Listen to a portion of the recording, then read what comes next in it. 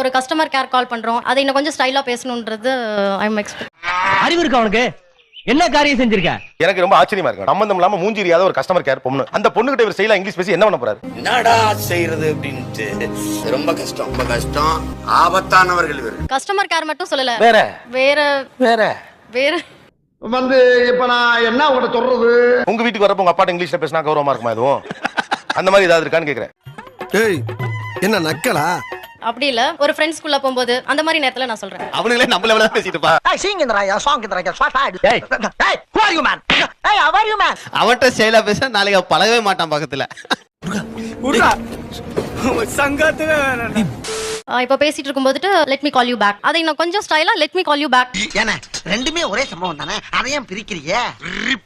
சரி பிரிச்சுக்குங்க. ரீசெண்டா ஒரு மேனேஜர் கேட்டாரு are you married? yeah I'm getting married னு சொன்னேன். ஏய் மண்டையா, இனிமே நீ இங்கிலீஷ் பேசுன ஒரே அப்புல